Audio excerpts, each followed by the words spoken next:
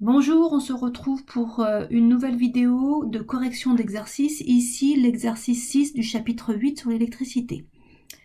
Alors, dans cet exercice, on étudie un dipôle qui s'appelle une varistance.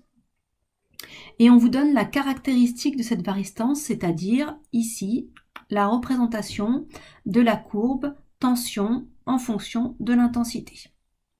Donc pour pouvoir tracer cette courbe, on a utilisé le circuit que je vous propose dans l'exercice avec une varistance qui est simplement reliée à un générateur de tension continue.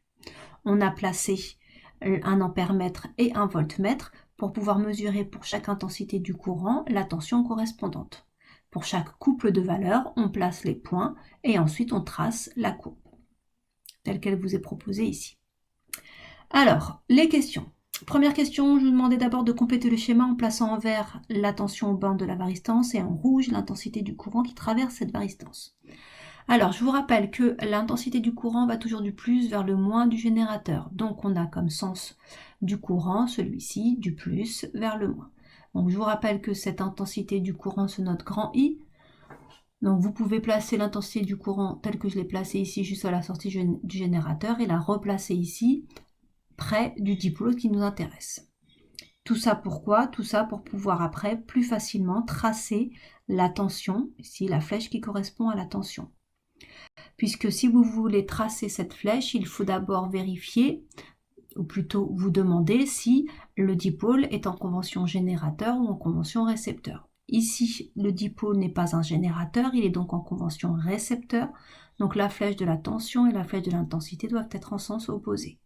Donc quand on trace près du dipôle la flèche de l'intensité, on arrive plus facilement à tracer la flèche de la tension. Mais on n'est pas obligé de le faire. Ensuite, une fois qu'on a fait ça, on vous demande d'ajouter dans les cercles qui étaient déjà tracés le voltmètre et l'ampèremètre. Donc je vous rappelle qu'un voltmètre, ça permet de mesurer une tension au bord d'un dipôle et qu'un ampèremètre, ça mesure l'intensité du courant. Je vous rappelle que le voltmètre est toujours placé en dérivation et que l'ampèremètre est toujours placé en série.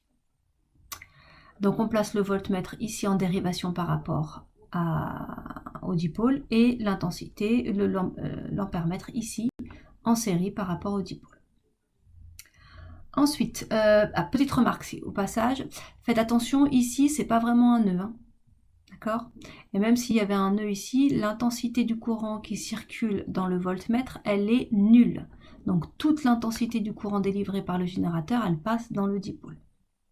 Donc ici, il ne faut surtout pas mettre de flèches qui correspondent à une autre intensité. Ensuite, dans la question 3, je vous demandais de préciser si les grandeurs intensité et tension sont proportionnelles et de justifier. Donc pour ça, il faut regarder la caractéristique qui est donnée dans l'exercice. La caractéristique de ce dipôle nous montre une courbe qui n'est pas une droite qui passe par l'origine, donc les grandeurs ne sont pas proportionnelles. Donc j'insiste, je vous répète, les grandeurs sont proportionnelles à condition qu'on obtienne une droite qui passe par l'origine. Il faut ces deux conditions. Ensuite, dans la question 4, quelle est la valeur de la tension et de l'intensité qu'il ne faut pas dépasser sous peine d'endommager le dipôle? Alors, je vous rappelle qu'à partir du moment où vous avez la caractéristique d'un dipôle, vous pouvez lire ces valeurs de tension et d'intensité, au-delà desquelles on endommage le dipôle. On lit ces valeurs grâce au dernier point de cette caractéristique.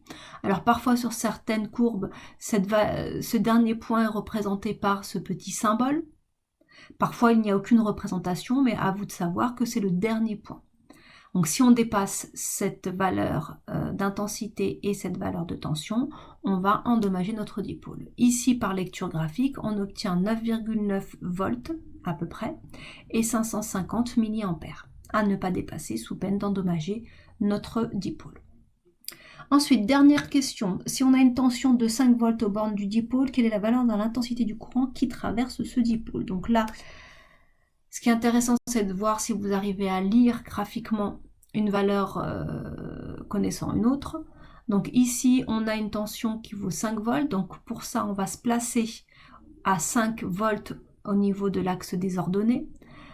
Vous pouvez ensuite tracer en pointillé la droite qui est parallèle à l'axe des abscisses pour pouvoir rejoindre la courbe et après tracer en pointillé la droite qui est parallèle à l'axe des ordonnées pour pouvoir rejoindre l'axe des abscisses, élire une valeur d'intensité qui vaut 100 mA.